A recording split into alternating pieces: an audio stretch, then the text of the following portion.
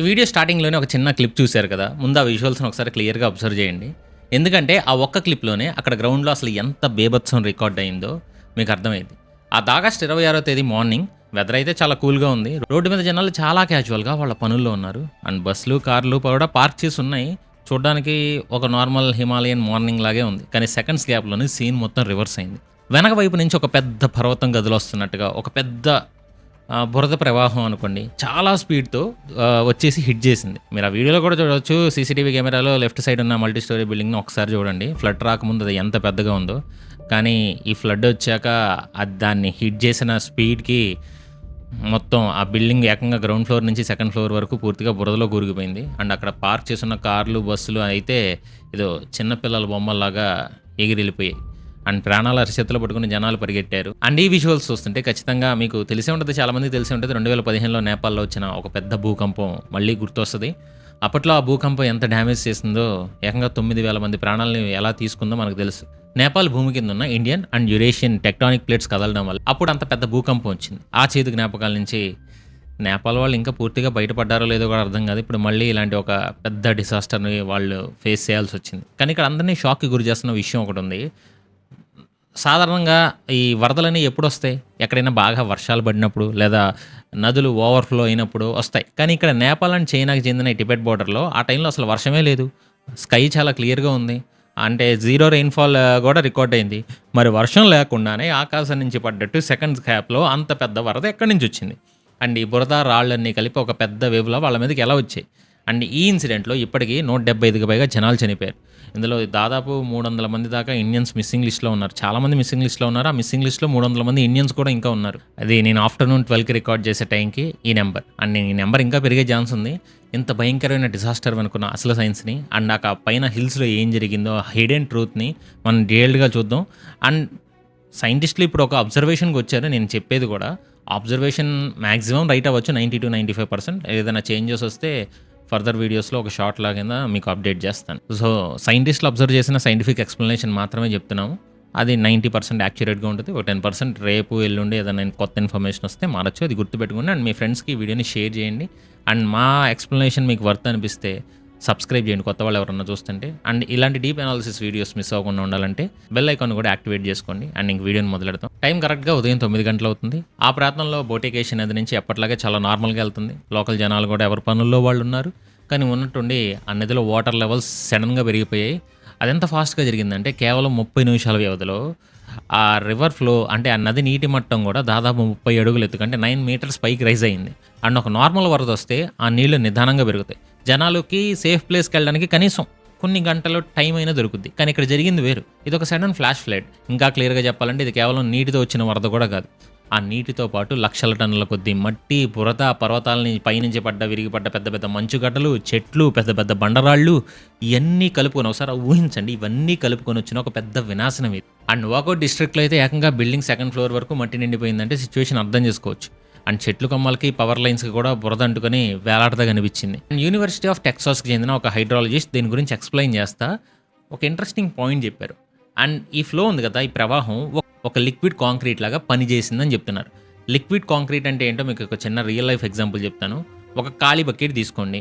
అందులో సగం నీళ్లు, సగం ఇసుక, రాళ్ళు కూడా ఎయ్యాలి. రాళ్ళేసి ఆ బకెట్‌ని గోడ మీదకి ఫుల్ ఫోర్స్‌తో ఫట్మని కొట్టారనుకోండి, ఆ గోడకి తగిలే ఇంపాక్ట్ ఎంత డ్యామేజింగ్‌గా ఉంటదో ఊహించుకోండి. ఎందుకంటే అందులో కేవలం వాటర్ లేదు. సాలిడ్‌గా ఉండే రాళ్ళు, ఇసుక కూడా ఉన్నాయి. ఇప్పుడు ఈ నేపాల్ డిజాస్టర్‌లో దాదాపు జరిగింది కూడా అదే. కాకపోతే ఇక్కడ ఒక బకెట్ సైజ్ ఏకంగా ఒక పర్వతం అంత పెద్దదనమాట. మనం బకెట్‌తో పోల్చాం అక్కడ పర్వతం. అండ్ ఆ వరద ప్రవాహంలో నీటి కంటే బురద, మంచు, రాళ్ళు ఎక్కువ ఉండడం వల్లే అది దారిలో ఉన్న హౌసెస్‌ని అండ్ పెద్ద పెద్ద రోడ్స్‌ని ఈవెన్ బ్రిడ్జెస్‌ని కూడా వదలకుండా పూర్తిగా వాష్ ఔట్ చేసేసింది. అండ్ ఇలాంటి ప్రవాహాన్ని చూసినప్పుడు మనం ఎంత ఫాస్ట్‌గా పరిగెత్తినా తప్పించుకుందాం అనుకున్నా కష్టం. మీరు ఆ విజువల్స్‌లో చూసుంటే. ఆఖరికి మనం ఒక స్పీడ్ కార్‌లో ఉన్నా సరే ఆ ఫ్లో నుంచి తప్పించుకొని సేఫ్‌గా బయటపడడం కూడా చాలా కష్టం. ఎందుకంటే ఆ ఫ్లో కారుతో పాటు కిందున్న రోడ్‌ని తనతో పాటు లాక్కెళ్ళిపోద్ది. సో, ఇలాంటి లిక్విడ్ కాంక్రీట్ లాంటి వరదొచ్చినప్పుడు ప్రాణాలు కాపాడుకోవడానికున్న ఒకే ఒక్క దారి ఆ వరద కంటే కనీసం 20 అడుగుల పైనున్న ఏదైనా ఎత్తైన కొండనెక్కడం మాత్రమే. కింద గ్రౌండ్‌లో ఉంటే మాత్రం సేఫ్‌గా బయటపడడం చాలా కష్టమని ఎక్స్‌పర్ట్స్ క్లియర్‌గా చెప్పారు. మరి వర్షం లేదు కదా! పైన ఎక్కడో కొండల్లో ఏదో జరిగితే, ఈ బురద ప్రవాహానికి అంత స్పీడ్ ఎలా వచ్చింది? చాలా ఫాస్ట్‌గా వచ్చింది కదా! మరి అంత డ్యామేజ్ చేసే పవర్ దీనికి ఎలా వచ్చింది? దానికి main reason Himalayas geographical situation. దీన్నే ఫనల్ ఎఫెక్ట్ అని కూడా అనొచ్చు. ఫనల్ ఎఫెక్ట్ అంటే మనం గార్డెన్‌లో ఇప్పుడు మీకు సింపుల్‌గా గార్డెన్‌లో మొక్కలకి పైప్‌తో వాటర్ కొడతా ఉంటాం కదా! కొన్నిసార్లు మన ఇంట్లో ట్యాప్‌లో స్నానం చేసేటప్పుడైనా ట్యాప్‌కి సగం అదే క్లోజ్ చేయంగానే అది చాలా మిగిలిన దాంట్లోంచి సగం చాలా ఫాస్ట్‌గా వస్తది కదా! అంటే పైప్ లోపల ప్రెషర్ ఎక్కువైనా ఆ చిన్న దారి నుంచి నీళ్ళు ఒక జెట్ స్పీడ్‌లో బయటకొస్తాయి. ఇప్పుడు నేపాల్‌లో ఉన్న జియోగ్రఫికల్ సిట్యుయేషన్ కూడా ఎగ్జాక్ట్‌గా ఈ వాటర్ పైప్ లాగే పనిచేస్తుంది. ఆ హిమాలయ పర్వతాల మధ్యలో ఉన్న లోయలన్నీ చాలా ఇరుగ్గా ఉంటాయి. వాటిని నారో రివర్ గోర్జెస్ అంటారు. కొండలపై నుంచి చాలా బరువున్న రాళ్ళు, బురద, ఐస్ అన్నీ ఒకేసారి ఇలా కింద పడినప్పుడు అండ్ ఆ పర్వతాల నుంచి వచ్చిన ప్రవాహం అంతా ఇరుగ్గా ఉండే ఈ లోయల నుంచి ఎంటర్ అయింది.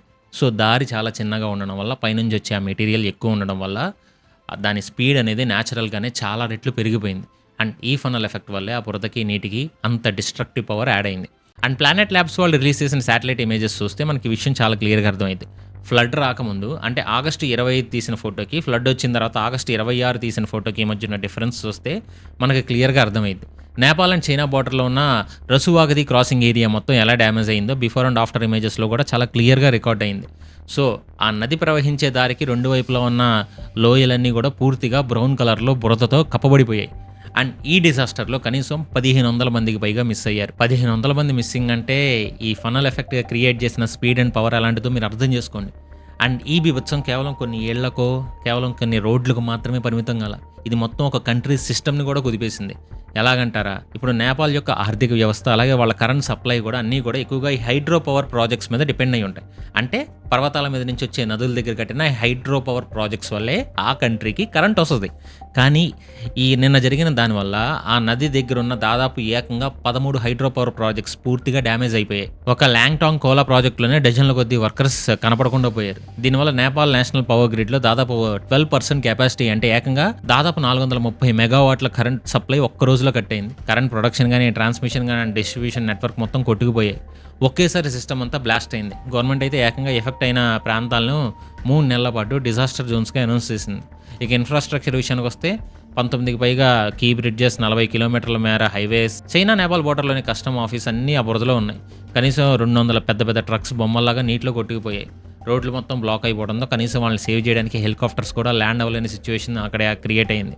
కానీ వీటన్నిటికంటే బాధాకరమైన విషయం చెప్పనా, అక్కడ జరిగిన ప్రాణ నష్టం.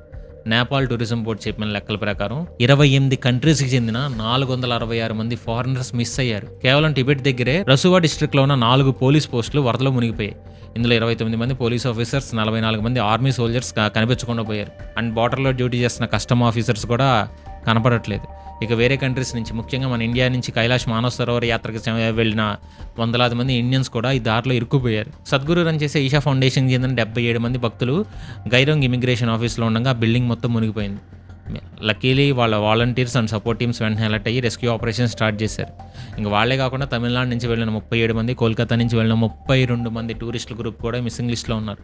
అండ్ ఈ ఫోర్స్ ఎంత భయంకరంగా ఉందంటే బోర్డర్ దగ్గర మిస్ అయిన వాళ్ళ బాడీస్ దాదాపు 150 కిలోమీటర్ల కింద చిత్వాన్ ఏరియాలో దొరుకుతున్నాయి. అంటే వాళ్ళ పైన పడిన హిల్స్ అనేవి వాళ్ళని 100 కిలోమీటర్ల వరకు లాక్కొచ్చాయి. అండ్ అఫీషియల్ కౌంట్ ప్రకారం 1500 మందికి పైగా ఇంకా కనబడకుండా పోయారు. ఈ లిస్ట్ ఇంకా పెరుగుతుంది.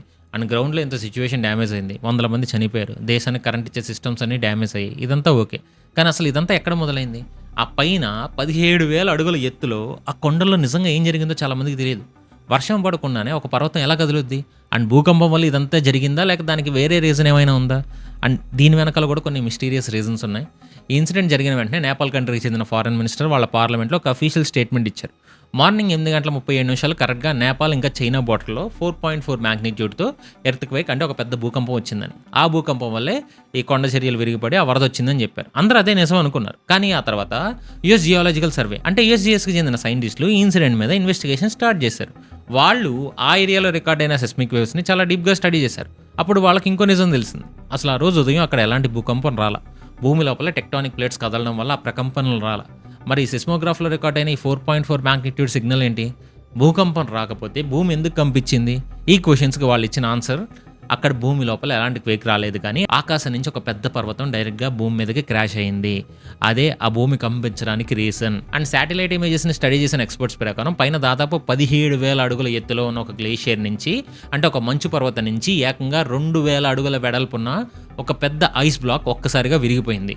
ఆ విరిగిపోయిన మంచుకొండ సుమారు 4,000 అడుగుల ఎత్తు నుంచి డైరెక్ట్గా కిందున్న ఈ వ్యాలీ ఫ్లోర్లోకి క్రాష్ అయింది. అది కింద పడినప్పుడు జరిగిన ఆ వైలెంట్ ఇంపాక్ట్కే చుట్టుపక్కల ఉన్న భూమి మొత్తం కంపించింది.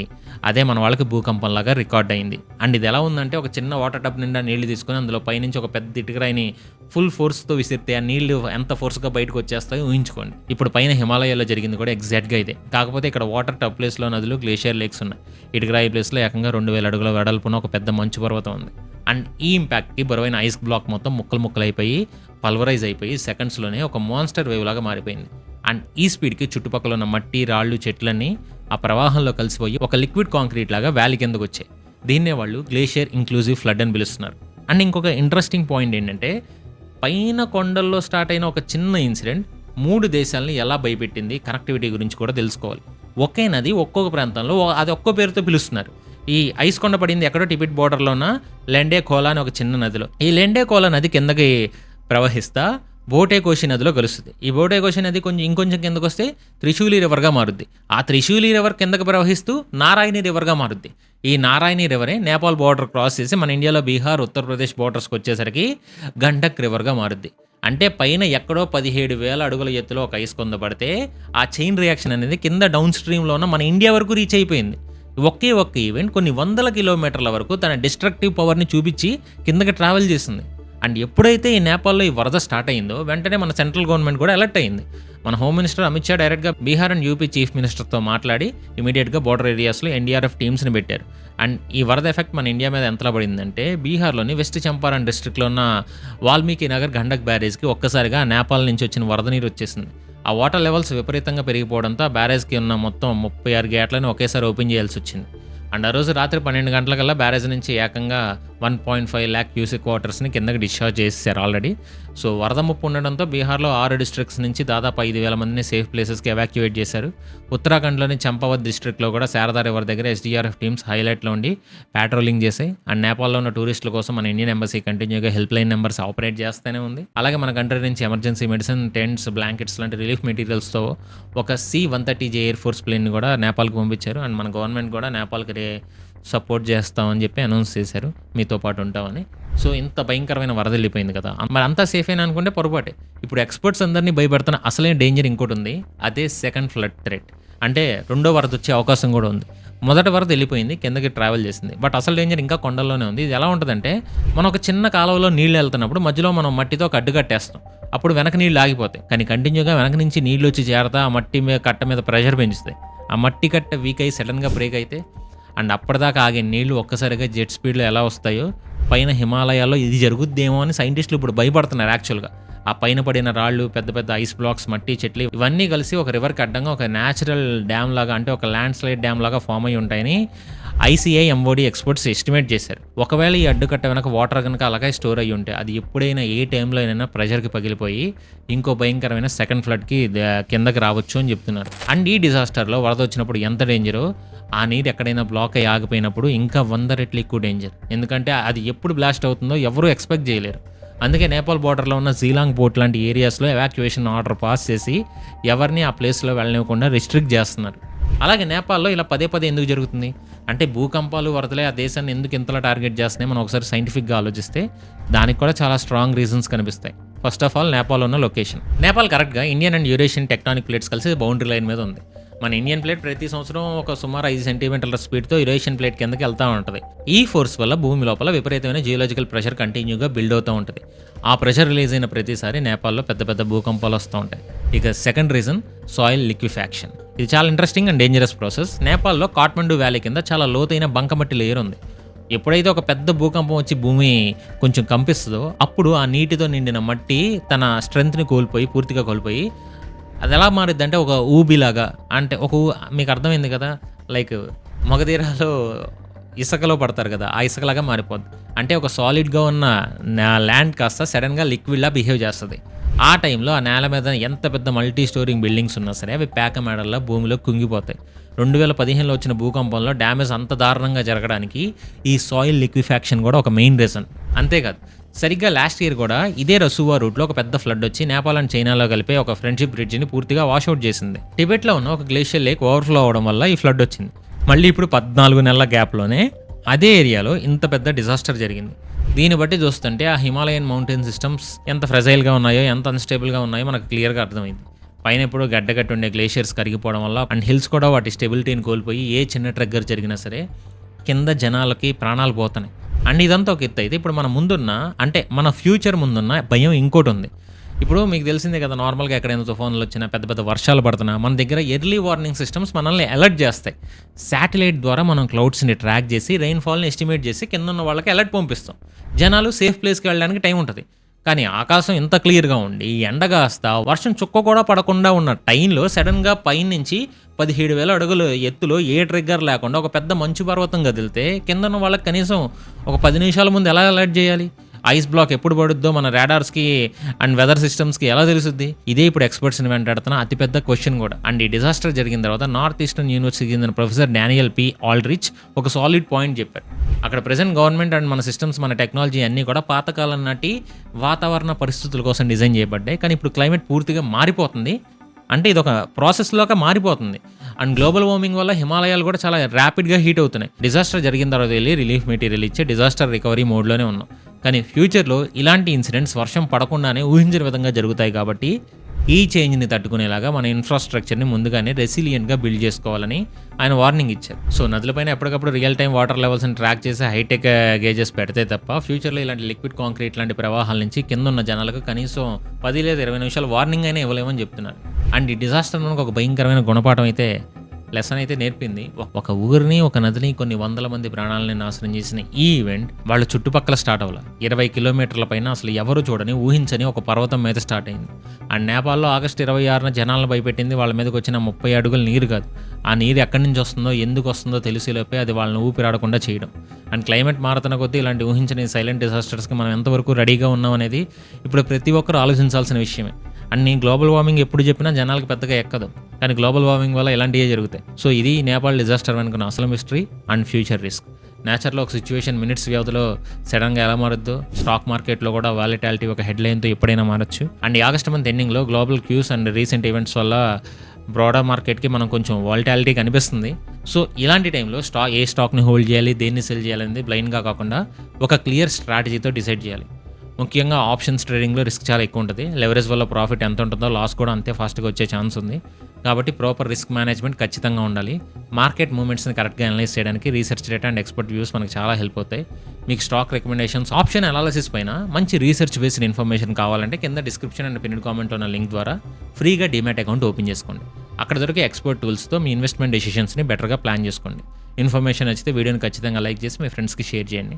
అండ్ కొత్త వాళ్ళు మర్చిపోకండి, చెక్ చేయండి, ఛానల్ సబ్స్క్రైబ్ చేసుకోలేదు చూడండి, సబ్స్క్రైబ్ చేయండి. అండ్ వీడియో చివరి వరకు చూసిన ప్రతి ఒక్కరికి love you so much. This is your VR signing off.